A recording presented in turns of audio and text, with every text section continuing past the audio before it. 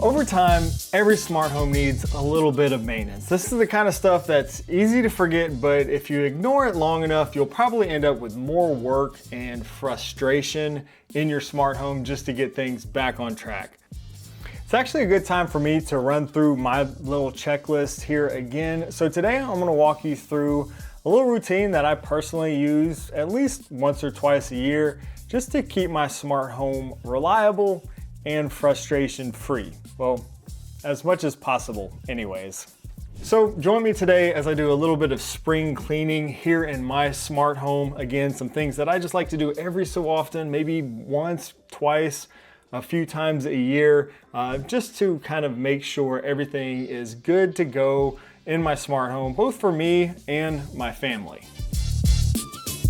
Now, the first place I usually look or start is gonna be my automations, because this, for me, can definitely get cluttered up over time. That's partly because, I'm always testing new products and changing things up in my setup for this YouTube channel.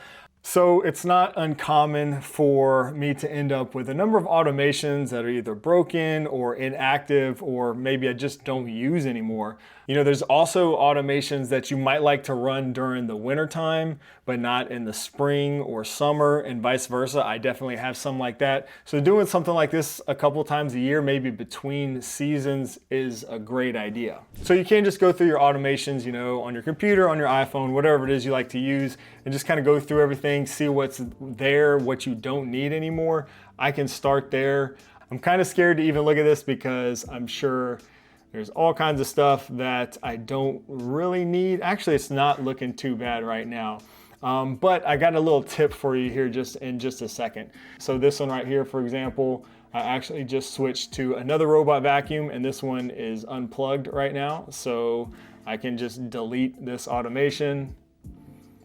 I might come back to that, but it's easy enough to set up. See, this one right here is disabled. So it says right there, disabled. So I can just delete this one.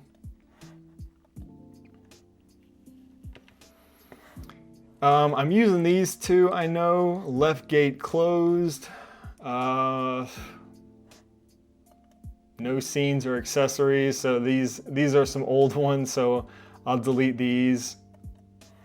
And so another thing that I did too is I started moving a lot of my automations over to either Homey or Home Assistant, or I kind of have a combination of both, which I'm not going to bore you with going through all of that today, but I will do that as well and go through just my automations there in Homey and Home Assistant and clean those out, because I'm sure there's some stuff over there as well that I'm not using, or maybe just needs to be cleaned up a little bit. So I'm going to delete these. I know my gate automations, for example, I think are set up in Homey now. Same thing with this one, right? So I started building a lot of these automations in Homey. I think I'm using Homey for most of these, and what I would do is just disable them over here in the Home app while I was kind of working on stuff, just in case I, wanted to come back to it. But I can just get rid of all these right here. This was actually a really good one right here that, yeah, so I set up all my shade automations in Homey now also. So I'm just gonna go ahead and disable all these or delete these. A lot of disabled automations here, a lot more than I thought. Sunrise, so I think I had that set up in Homey also. Let's see, Thorbolt locks, I can delete these. I recently switched out these locks to a different lock, so I'm not even using these locks anymore. That's a good one there. I'm using these. This turns on the TV light strip with the TV. I'll leave those on. Okay, still using these. Actually, I can delete this one also, because I think I use this in Homey. Oh, not using this one anymore. This was a cool automation, which I need to set up something like this again. But I'm gonna delete that for now. To clean up, that's the goal for today. Clean up. All right, when last person leaves home, what is this? Oh, pause music, okay. Huh. I don't even remember setting that one up. I guess that's a good idea. I must have done that one time. My daughter must have left the house and left her music playing or something. So I set that up just to prevent that from happening anymore. So I'll leave that one. Okay, that's good. That was pretty straightforward because I actually have a lot of my automations over in Homey or Home Assistant right now. But whatever you're using, go through, delete stuff you're not using, tidy it up a little bit. A good tip I will say for HomeKit users is if you have the controller for HomeKit app, it is a paid app, but there's some really nice features, and I'll probably talk about it a few times in this video. But there's some tools under maintenance, and now HomeKit does some weird things sometimes with like certain automations, like button automations, for example, that they don't list under the normal automations tab. It's kind of like hidden really. But the controller for HomeKit app can actually see all the automations. So what I'm gonna do is I'm gonna go under maintenance, and there's some nice tools here. So under automations, you can see different things here, right? So there's some that you can create with the voice assistant, like on a HomePod. Maybe you set up an automation that way and don't need to use it anymore. Those are gonna show up here. So here you can also see inactive automations right here, okay? So that's kind of nice. When the living room is too hot, so this was actually a nice automation that I like to run during the summertime. So I'll probably just reset that up. So I'll just delete that. Truck alarm on. I can delete these also. Door bolt locks, I can delete these.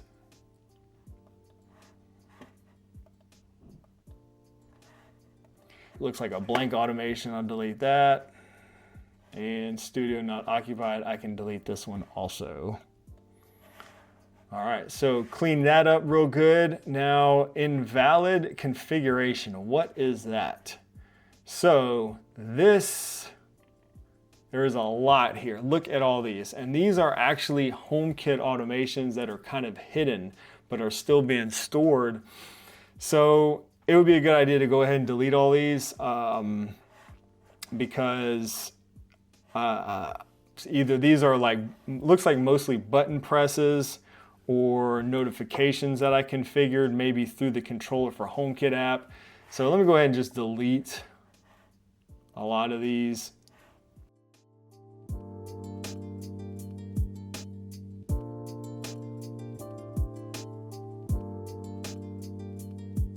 God, so many.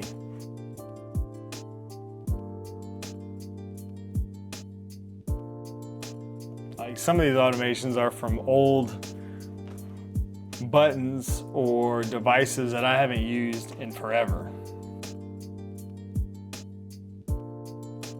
All right, so I went through all of my automations and I got all those cleaned up in HomeKit. Like I said, I'm gonna do the same thing in Home Assistant Homey Pro and just kind of streamline everything, make everything nice and clean and organized, get rid of stuff I don't need, but I'm not gonna bore you with all that. But another thing I do like to do when I'm doing this is go through all my scenes. So this is something that kind of builds up over time. Let's check this out. I really don't have many scenes here in HomeKit, so that's surprising, but you can click on, from the Home tab, you can click on your scenes and you can see everything, all the scenes that you have set up right here. And again, probably some of this I'm using some things in Homey or Home Assistant, but like, let's see, I think I actually need all of these still. I'm using all of these. I can probably delete, whoops, I didn't mean to run that. Whoops, I just turned all the Halloween lights on. So I can actually delete this scene. I keep running it. I don't need the Halloween time scene. I'll recreate that one again when it's Halloween time. Okay. So that's it for my automations and scenes, at least in Apple Home for now. Another thing I like to do is clean up notifications. So over time, it is very easy to end up with just non-stop alerts that just are not useful anymore or end up driving you batshit crazy. Like, it definitely happens with me. As I'm always adding new devices and stuff to my smart home, this tends to happen. And once this does happen, what you end up doing, or well, at least what I end up doing, is I start ignoring automations, even ones that matter, which is not good. That pretty much defeats the purpose of notifications in the first place. So I'm gonna go through all of my notifications and just turn off all the stuff I don't need. And you might have to do this like per device, which could get a little tedious, but this is something I've been putting off. I know like I get constant notifications on my computer when I'm working sometimes, when I'm editing or whatever, and it's really annoying. You know, people unlocking the doors and stuff like that at my house, you know, when I'm here, and it's just constant notifications. So that gets annoying. So I'm gonna go through all of my notifications and just turn those off or, you know, turn on just the ones that I really want. So like, I don't need maybe a notification every time the back door is opened or unlocked or whatever when they're letting the dogs out, because, you know, that gets annoying. So for this, you can go to specific devices like the back porch door. Under the settings here, you can go to status and notifications, and you can turn on or off these notifications here. So you can change the time, or maybe you want these to just happen at night. Of course, you can do it like when somebody's home, when nobody's home, things like that. This right here is on my Mac, so when I am not home, I don't know, I could do that, I guess, but I'm just gonna turn off activity notifications because I'll get these on my phone. So I don't need my phone dinging, my iPad dinging, and my computer dinging all at the same time. It gets a little annoying. So I'm gonna go through all these on my different devices and just turn off all the stuff that I absolutely don't need. That way I will actually see the automations that I wanna see and pretty much stop ignoring everything, which is kind of what I've been doing lately. Maybe I'll turn on just critical alerts on my Mac and then turn off all these other notifications. I can leave that on. We'll go with that for now. Just critical alerts now on my computer. And then I'm gonna go in and customize them for each device, probably on my iPhone and my iPad. All right, so once we've kind of cleaned that up, the next thing I like to do and to check is the physical devices. We've kind of dealt with the software side of things. Now is the physical devices. So I've got a lot of them here, and I think it's a really good idea to check all the batteries in your devices at least once or twice a year, kind of like you're supposed to do with, you know, smoke alarms and things like that. I do have tons of sensors in my home that require various types of batteries, as well as other devices like smart locks and shades. They might use rechargeable batteries. There's just a lot of batteries. So proactively checking your batteries can allow you to change them or recharge them before, you know, that automation stops working and you're wondering why your devices are showing no response. Now, I'll admit I am not great about doing this, so I'm trying to do better just to make sure we don't have issues here in the house. A lot of smart home sensors may use odd battery types like different coin cell batteries and things like that. So recognizing that they need to be changed before they need to be changed will allow you to go out and buy new batteries if you need some. And in turn, you won't have to go any amount of time with devices that aren't working because you need to go get new batteries or you need to find time to recharge your batteries. Now, a little pro tip for keeping constant track of this, you can use third-party apps, or you can even create a custom dashboard screen to show you the battery level for all your battery powered devices, depending on what smart home ecosystem you're using. You know, there are a few ways to do this if you're using like Homey Pro or Home Assistant. If you're a HomeKit user, I'd suggest checking out the Home Batteries app. It's a very clean, simple app that allows you to show the battery level for all your devices that run on batteries. You can even configure notifications for individual devices with custom battery thresholds and things like that. So you know when your batteries are going to die or when they're getting low. Now, the controller for HomeKit app that we were just using a minute ago also has a battery section, which you can, let me open up the controller for HomeKit app. You can also use this if you have the controller for HomeKit app. Let's see, batteries, under maintenance. If you go to low battery, and I think you can change so you can change the threshold here on this as well. But let me show you that Home Batteries app, which I really like. And that app you can run on your iPhone. This one right here is actually designed for iPad. This is a really nice app, very simple app. So I'm gonna go to the correct home. All right, and here we go. So just a really clean setup. You can see all your batteries. You can go room by room if you need to. Back porch. So I've got a lot of shades back there on the back porch. Looks like the back door is starting to get a little bit low, and that one actually uses a lot of batteries. But that lock, actually, the batteries last a really long time, so I know I probably have a good bit of time, but something to just go ahead and start thinking about there. But again, you can go room by room if you need to, kind of see what you have in each room, or just check this right here. This is great. They put the low batteries right on the top here.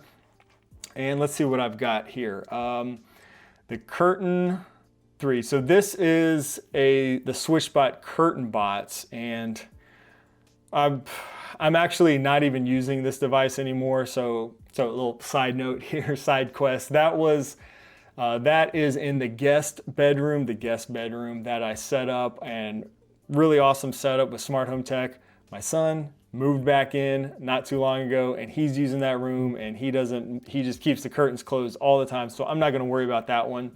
But we've got the IKEA door sensor battery, which is low already, and I haven't even been using this device. The lower left shade, so some of these shades right here, I definitely need to charge this one right here. So I'm gonna go do that. Let's see, 5%. I'm definitely using that. That is the SwitchBot blind tilts, I know. And yeah, it even shows you the information here, which is nice. But for most of my smart shades, I'm actually using solar panels, but I have a couple of them that just don't get any sun because maybe they're backed up to the back porch or something like that, and they don't get any sun, which is the case for these. So I will go ahead and charge these up. And then usually once you charge them up for something like this, the battery will last a good 6 months or so. So I shouldn't have to worry about it for a while. But these two right here are not getting any sun from that solar panel, or they don't even have solar panels plugged in for these. So I'm gonna go charge these. And looks like I got my secret button. So I have an Aqara button that is dead. And we haven't really been using that button very much, so that's why I didn't even notice it's dead. So I don't know, maybe I'll just remove that button or replace it and find another good use for that. So I'm gonna go charge these batteries now.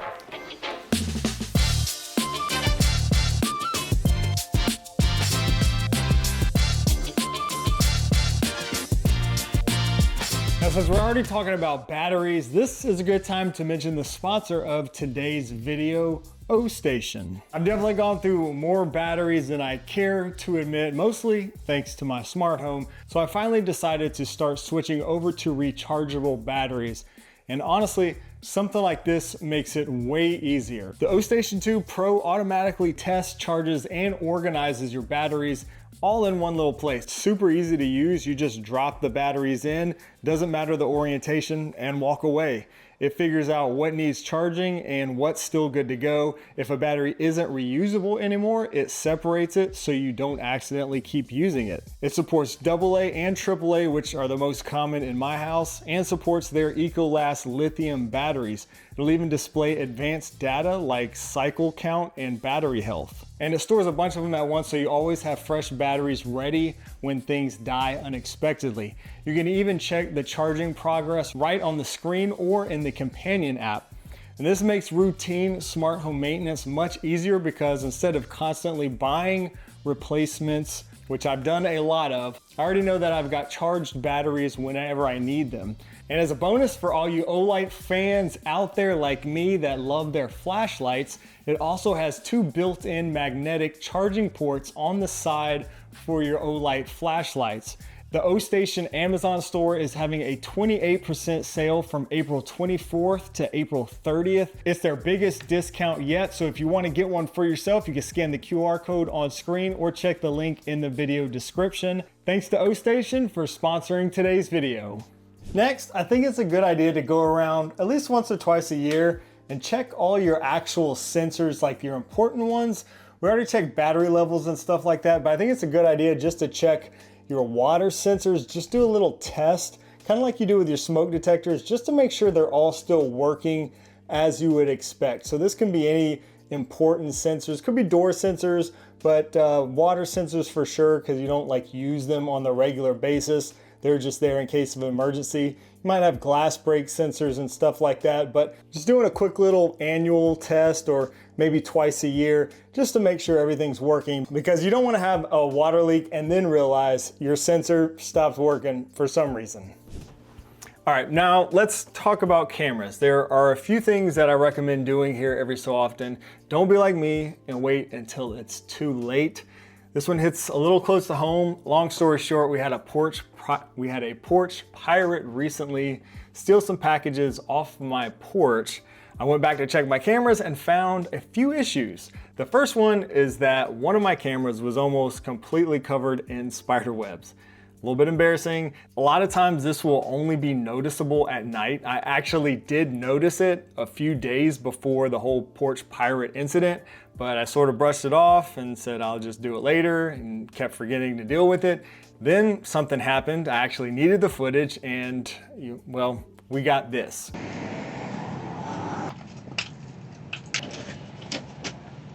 So the lesson there is don't wait till it's too late. If you notice spider webs, go get them, or just do like I'm doing now. Every so often, go around and brush off all your outdoor cameras from time to time. Now, obviously, I've already done this here at my house since our recent incident. If you have cameras that are in hard to reach places, you can get one of those long extension poles like I have here. And these are great for just quickly brushing away spider webs and cobwebs and stuff like that every so often. I'll put a link to the one that I have down below in the video description. Now, the other issue I had with this whole incident is that my doorbell camera completely missed the entire event. And the reality is sometimes that may happen if you rely on event-based recording. So I do always prefer 24/7 continuous recording for my cameras, especially my outdoor cameras. I actually had just replaced my doorbell camera the day before this whole porch pirate incident because I wanted to test out the new Aqara doorbell. Now, to enable 24/7 recording, you have to put in a micro SD card into the doorbell, which I hadn't done yet. I had every intention to, but I just said, well, I'll do it tomorrow. Well, we see how that turned out. For whatever reason, the doorbell did not capture the event. It's supposed to capture the event and still record when motion is detected, but for whatever reason, it did not. Not in HomeKit Secure Video or the Aqara app. There's essentially no evidence of this whole incident on this doorbell camera. So the lesson here is if you have cameras capable of 24/7 recording, do what you need to do to enable it. And I do recommend checking every so often just to make sure everything is still recording as you would expect. There are different ways that you can record footage, whether it's to a local NVR or maybe you're recording to a NAS or something like that, or like those micro SD cards for some cameras. Connection issues or problems may arise and you might not realize it. I saw this with a friend recently who checked his NVR actually while I was sitting right there with him and noticed that one of his hard drives had failed and he needed to replace a hard drive in order for his cameras to continue recording. So there again, don't wait until it's too late and you're trying to find a recorded event before realizing there has been an issue and your cameras weren't recording anymore. And if it's at all possible, set up 24/7 recording for important cameras so you don't have to rely entirely on event-based recordings. I do like to have my cameras recording 24/7, and then I like to have event-based cloud recording, something like HomeKit Secure Video, just as a backup. For continuous recording, I am using Unify Protect for most of my cameras, and I know this should be good now because I recently went through all this, but I just wanted to mention it here because again, you could have something happen, you need the footage, and that's when you realize something's not recording right. So go through and check, make sure everything is recording as you would expect. All right, so now that we've checked all the devices around the house, the physical devices, the next thing I like to look at every so often is the infrastructure that everything depends on.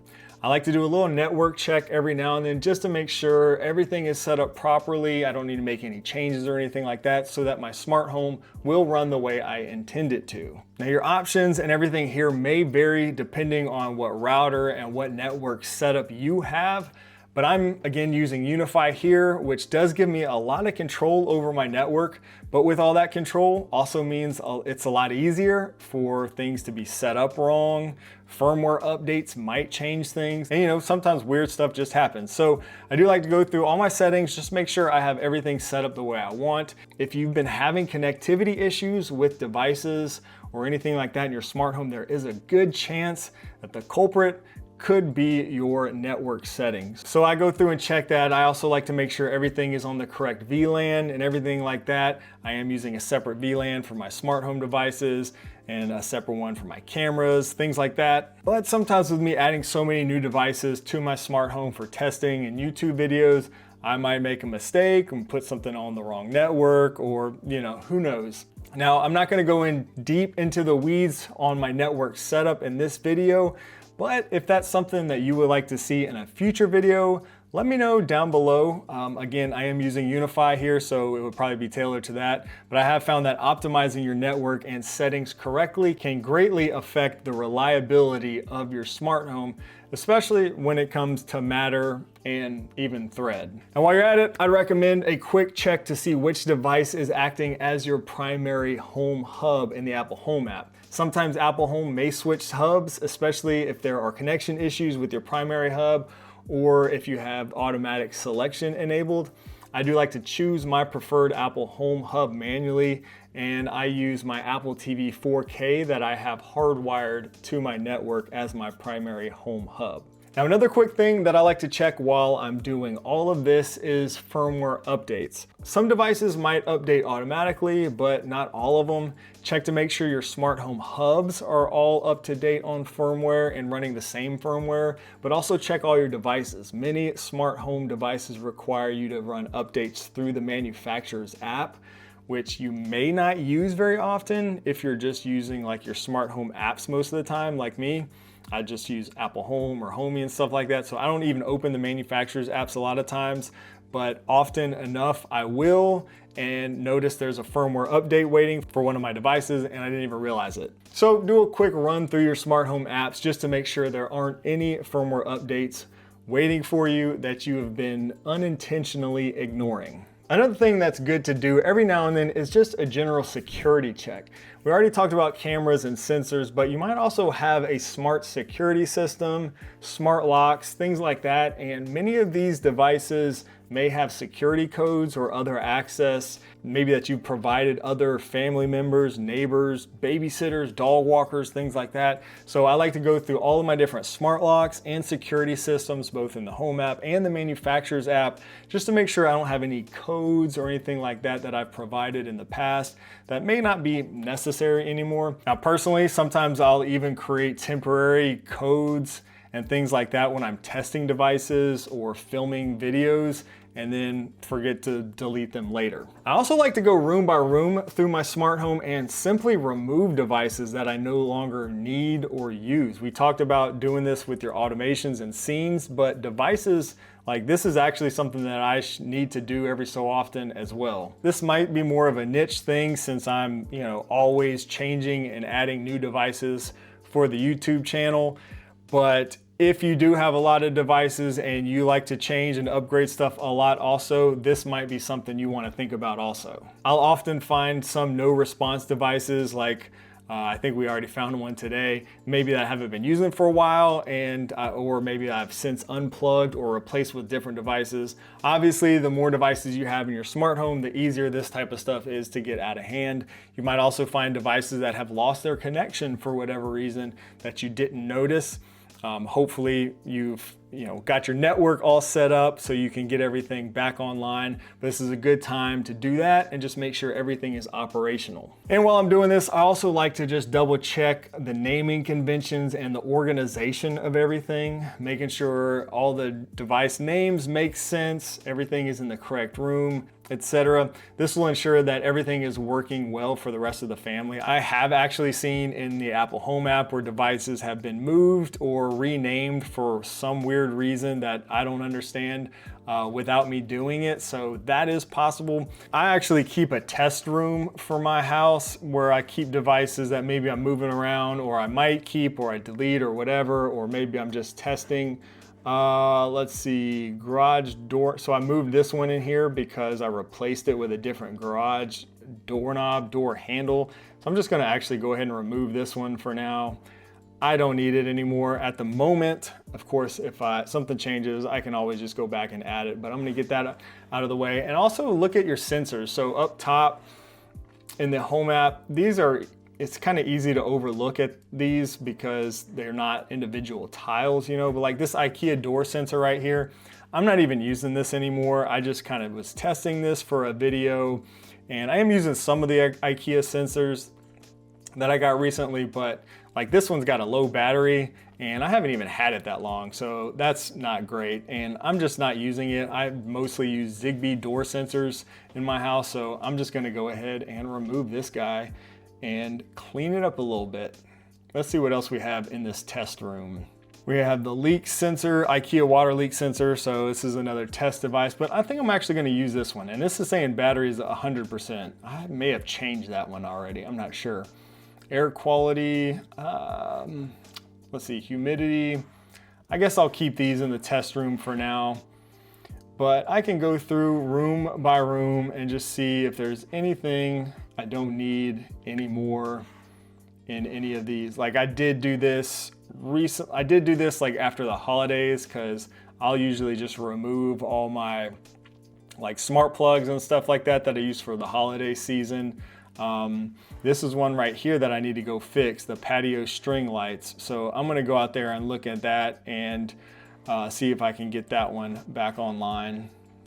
I think it's actually unplugged. My dog kind of goes around the yard and just destroys everything and runs into stuff, so he may have unplugged that one on accident. One thing I have mentioned before here on this channel is that I like to keep a spreadsheet containing all of the devices and different details for those devices regarding my smart home. This just kind of helps me remember what's what and how I've set things up. Again, I am using multiple smart home ecosystems. I'm not the best at keeping this up to date, so now is going to be a good time for me to go through the spreadsheet and update it and just kind of remove stuff, add stuff as needed. And maybe something a little more fun to do, you can use this time to also audit your smart home and determine where the gaps are. My smart home is something that I've gradually built over many years, and it is always evolving, but you can use your spreadsheet if you're doing something like this to add like a wish list of items that you might want to add in the future. Could be items to look out for during the next big Prime Day or Black Friday sale. Now that I've taken the time to go through this whole checklist, this is not my favorite thing to do, but I know that my smart home is organized and it's optimized now, both for myself and everybody else in the family. If you live with other people, you know how important this is. And for someone like me who's always tinkering, it does not take too long for all this stuff to just get out of hand. But now I can sit back and enjoy all the benefits of having a smart home. Hey, start the living room vacuum. Sorry, I couldn't find that in your home. Shane? Shane?